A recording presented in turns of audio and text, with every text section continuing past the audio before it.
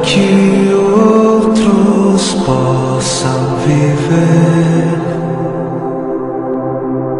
Vale a pena morrer para que outros possam viver.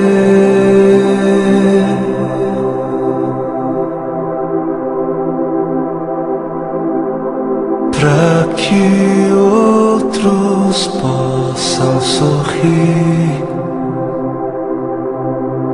Vale a pena chorar para que outros possam viver.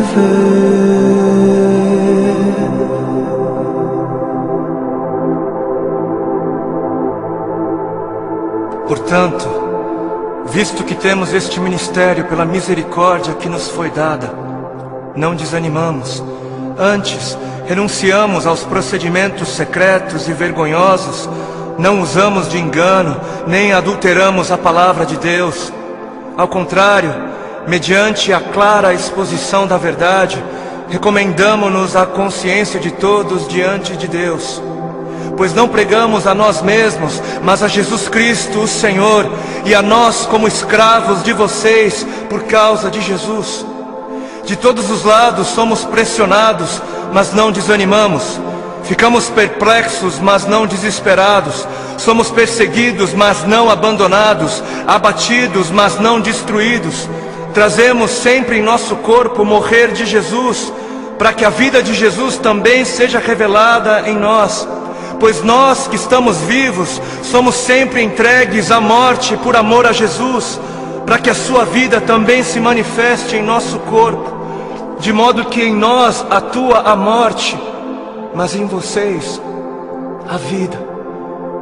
Por isso não desanimamos, embora exteriormente estejamos a desgastar-nos, interiormente estamos sendo renovados dia após dia, pois os nossos sofrimentos leves e momentâneos estão produzindo para nós uma glória eterna que pesa mais do que todos eles.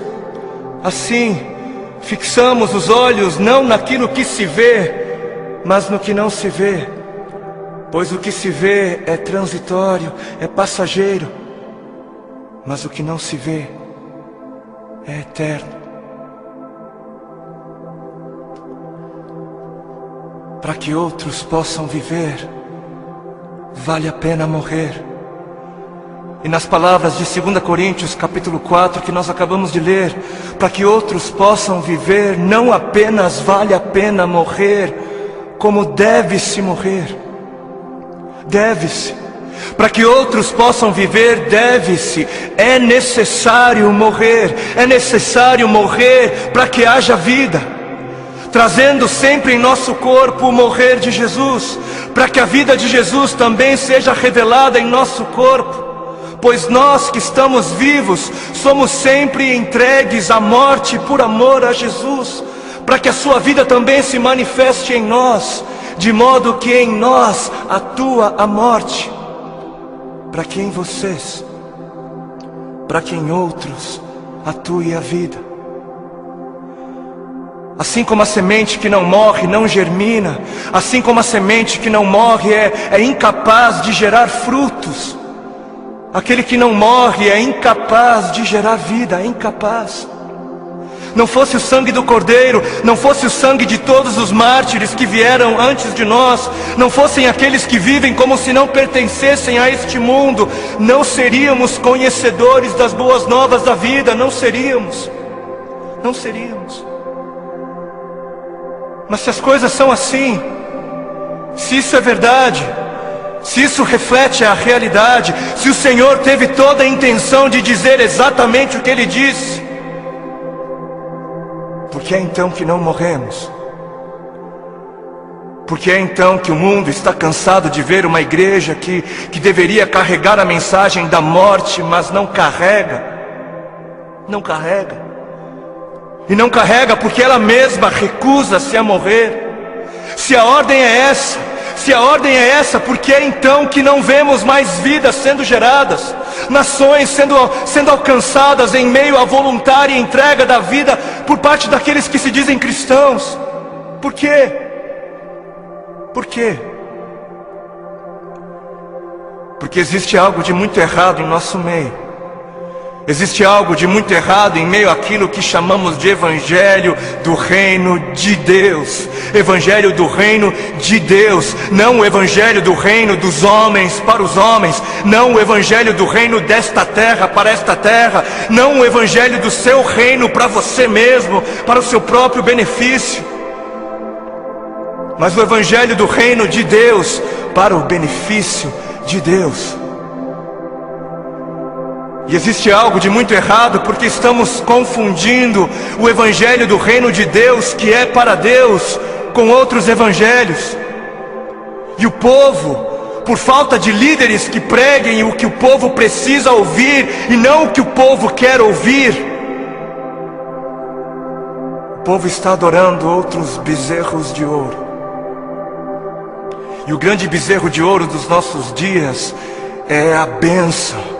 O grande bezerro de ouro dos nossos dias é a vitória, é a conquista, é o bezerro da prosperidade, é a saúde, é o meu bem-estar, é o meu conforto, é a minha necessidade, é o meu reino, é a minha vida. 7 passos para alcançar a bênção aqui, 40 dias de jejum da vitória ali, 12 maneiras para ser próspero um pouco mais adiante, e 318 formas para você fazer com que Deus faça aquilo que você quer que Ele faça. Não importa se Ele queira fazer ou não, porque afinal o modelo de Jesus, não seja feita a minha vontade, mas a sua, serve para Jesus, serve para o Filho de Deus, não serve para mim, não serve para a igreja. Quantos já foram a alguma campanha que dizia campanha do negue-se a si mesmo, campanha dos 3 passos para morrer, ou a campanha das 7 maneiras de amar ao seu próximo como a si mesmo, campanha de 40 dias de jejum para que eu possa carregar a minha cruz? Não?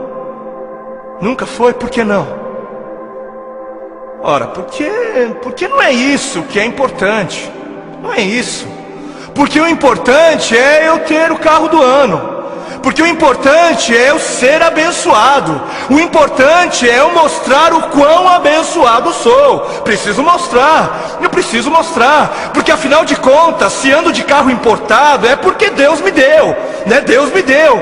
Porque é muito óbvio que Deus está muito mais preocupado com o meu ego.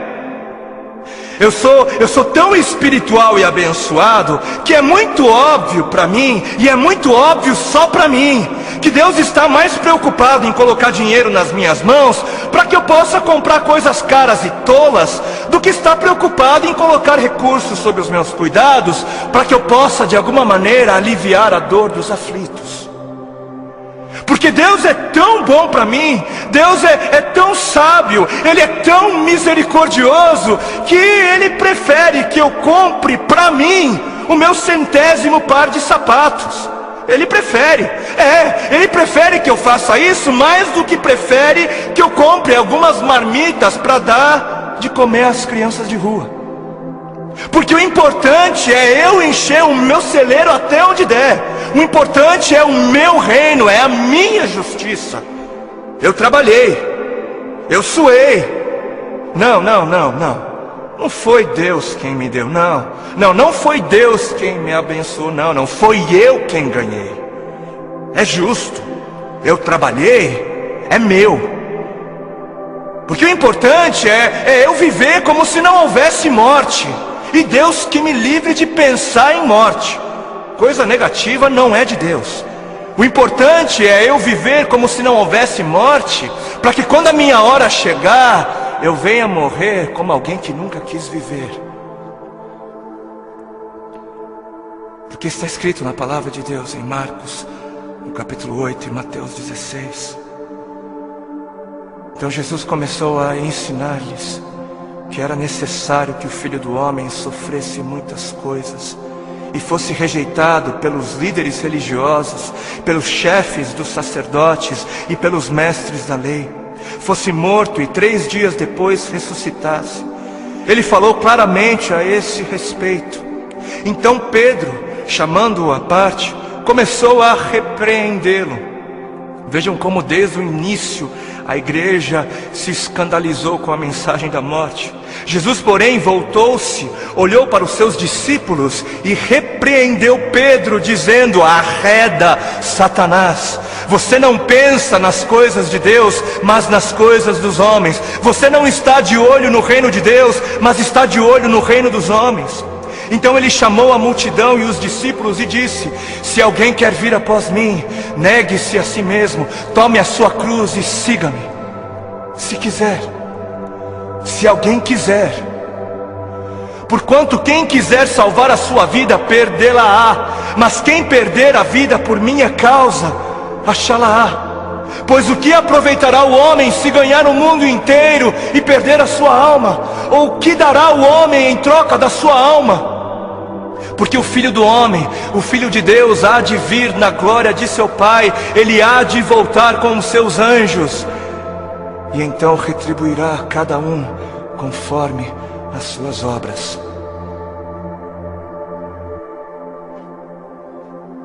Quem fizer de tudo para garantir a sua vida neste mundo, não merecerá a vida no outro. E quem fizer de tudo para garantir a sua vida no outro mundo, perderá a sua vida neste. Perderá o controle da sua vida neste mundo. Quem viver de olho nos tesouros deste mundo, receberá somente aquilo que este mundo é capaz de dar. Mas quem viver com os olhos fixos no tesouro eterno, este receberá, este haverá de receber aquilo que a eternidade tem para dar. Entendam algo. Sabem por que existem religiosos fanáticos que se matam, que se suicidam, que dão as suas vidas para serem destruídas? Sabem por quê? Porque eles estão pensando na eternidade, eles estão de olho na eternidade. E sabe por que você se recusa a negar-se a si mesmo e entregar o controle da sua vida a Deus? Porque você está pensando demais nesta vida. E mais, sabem por que é que estes fanáticos acabam dando as suas vidas? Porque eles passaram a vida toda, a vida inteira, ouvindo de seus mestres que morrer é algo valioso. Eles passaram a vida toda ouvindo de seus mestres que morrer é algo bom, é algo nobre, é algo honroso, que morrer gera vida. Gera vida. Mas e a igreja? Mas onde está a igreja? Onde está a voz profética? Onde estão os que pregam a verdade? Onde estão os que pregam morram? Onde estão os mestres de Deus a gritarem morram? Morram, para viver morram, por amor a Cristo morram, por amar a Deus acima de tudo morram. Onde estão? Por que os missionários moravianos se vendiam como escravos para poderem pregar aos escravos? Porque alguém lhes ensinou que esta vida não vale a pena ser vivida se não for vivida para Deus. Alguém lhes havia ensinado que para que outros pudessem viver, valia a pena morrer. Enquanto muitos parecem estar fascinados demais com mestres que pregam apenas vida nesta vida, mestres que distorcem o significado de vida em abundância. Apesar disso, existem alguns remanescentes, existem ainda alguns que se recusam a se prostrar diante dos bezerros de ouro, existem ainda alguns que se permitem ser afligidos por amor a Cristo. Alguns que entenderam a voz do Espírito de Cristo, do Cristo que deu o exemplo a ser seguido, não apenas em vida, mas na morte de cruz, e são capazes de dizer: já não sou eu quem vivo, mas Cristo vive em mim. Cristo vive em mim. Amados, a vida é para os que creem. E os que creem não têm medo da morte, não devem ter medo da morte. Quem tem medo da morte não crê. E quem não crer, não viverá. E eis que a morte é o maior medidor da fé. Os que morrem são os que creem. E termino com um texto bíblico que está em 2 Timóteo, capítulo 4, nos versículos 2 ao 4. Diz assim: pregue a palavra, pregue a palavra, esteja preparado a tempo e fora de tempo, repreenda, corrija, exorte com toda a paciência e doutrina. Por quê? Porque chegará o tempo em que não suportarão a sã doutrina, chegará o tempo em que não suportarão os caminhos de Deus, os pensamentos de Deus. Ao contrário, sentindo coceira nos ouvidos, juntarão mestres para si mesmos, segundo as suas próprias cobiças. E estes se recusarão a dar ouvidos à verdade, se recusarão, voltando-se para as fábulas, preferindo acreditar nos mentirosos finais felizes. Que este não seja você, para a glória de Cristo Jesus. Amém.